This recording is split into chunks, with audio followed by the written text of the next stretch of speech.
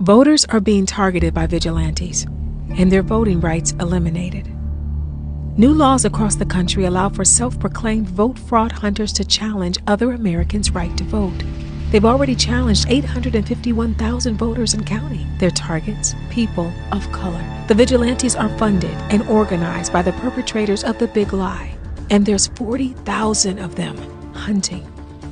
But these vigilante laws aren't new. They were created by the Ku Klux Klan in 1942. They were found illegal then and should be illegal now. Let's pull back the sheets and reveal the vigilantes for who they really are. Go to saveyourvote.org to take action. Hello everyone, it's Queen V Line back to you with another video. This video pertains to the 2024 elections as it is coming to an end on November 5th, 2024.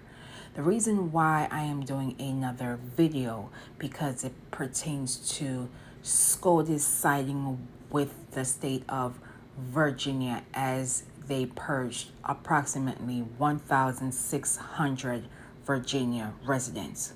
One of those residents came forward by the name of Shante Martin. Shante Martin remembered voting for former President Obama as her first vote. She stated she was surprised that a letter went to her house stating that her voter registration had been canceled because she's a non-citizen. Now, it should be clear that Miss Martin was born and raised in Woodbridge, Virginia. So again, SCOTUS siding with the state of Virginia purging U.S. citizens is a form of voter suppression.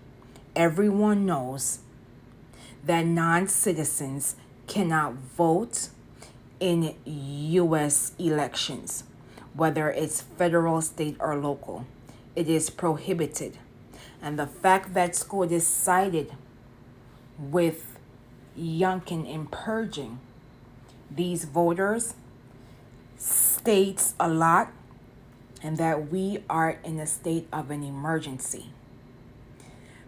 Because of this unfortunate incident, Mrs. Martin has filed a lawsuit in which she is trying to be reinstated.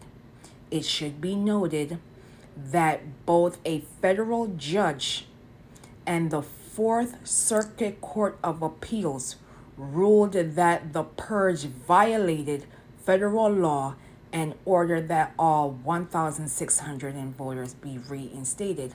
However, the Supreme Court once again sided with the state of Virginia.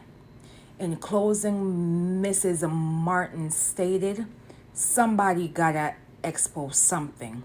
Something gotta come out of this.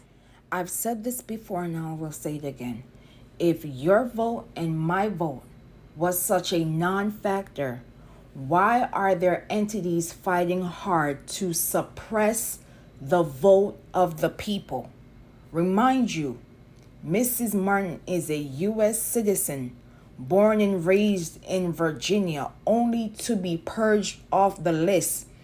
And it was allowed by SCOTUS, giving her governor permission to removing her off the list.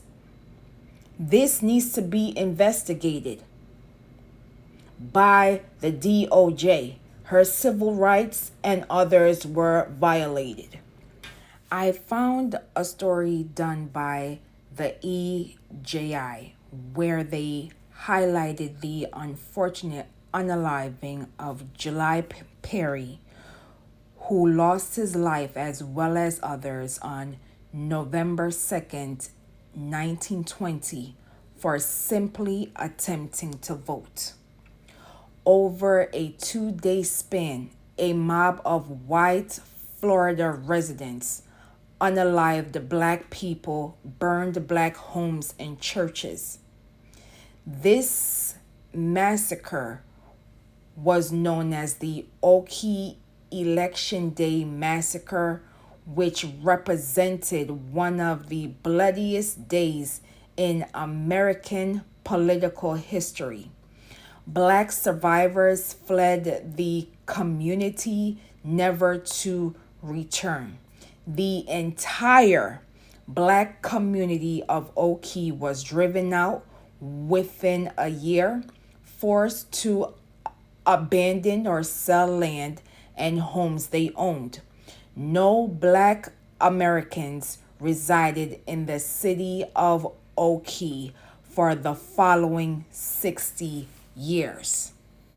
I'm asking the question, as this election is coming to an end on November 5th, 2024, seeing similar tactics of voter suppression, similar tactics in suppressing, unaliving, burning ballots, intimidating poll workers. When will the U.S. government finally admit that there are entities out here within our systems that are stifling the voters that are U.S. citizens? And when will we truly have protection for all citizens? There is a lot of conversations about showing papers in the hospital. Remind you, somebody's injured. How can they have time to prove that they are a citizen if they are bleeding out? Make it make sense. America, this is our time to not fail our elders, our ancestors who are no longer here. You better wake up before it's too late. I will leave in the comments and description below for organizations and hotlines as it pertains to voting at home and overseas. You still have time. If you have time to gossip online, if you have time to scroll on social media, you got the time to vote. Ensure that you bring your ID and other documents required in your state when you are voting. Bring your own water, food, chair if needed at your polling location. Just go and vote, cast your ballot, read it properly, and go home. That's it. And as always, elections have consequences. Elections matter. I thank you for watching. Please be safe out here, and I will see you in the next video.